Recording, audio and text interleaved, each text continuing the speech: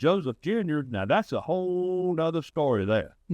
He is an interesting person, and all my close kin there that remember Granddaddy Dobson, he must have been just like Joseph Jr.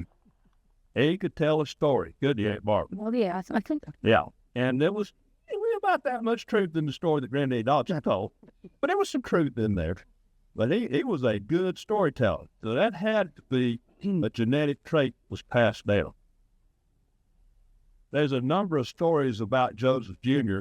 that have been recorded and contemporaneously recorded from folks who actually were there and intended to write it down at the time. And I think it was, the name just left me, Thomas McIntyre, who was the son of the McIntyre who owned the tavern there in town, said that Joseph Dobson Jr.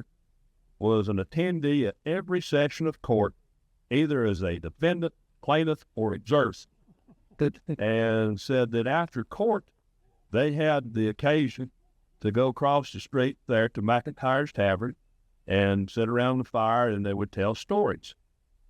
And they said on one occasion, they got to talking about hunting dogs and how good of a dog each person had. And Joseph Dobson said, well, I've got the best dog, not only in Burke County, surely in the entire state of North Carolina, if not the whole country itself.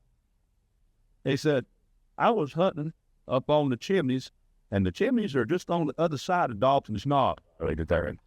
And we've all been on the chimneys, although all my kids have, and most of the grandkids have been across the chimney, so they can visualize what he was telling. He said that the path through there was really narrow, and there were a lot of switchbacks through there, and there were razor sharp rocks.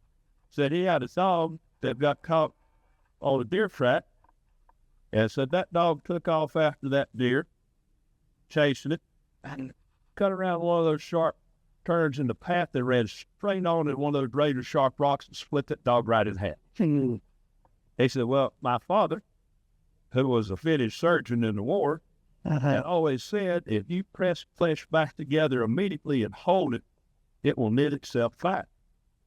He said, so I picked up those two halves of that dog, and I slapped them together and held them tight, and said, sure enough, they knitted back.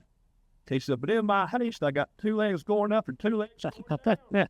He said, after that, when that dog get on track, but he'd run like that for a little while, and then he'd flip over and run other ways. The dog never got tired. Best dog ever was. And that's a story that was actually told by Joseph Dobson Jr.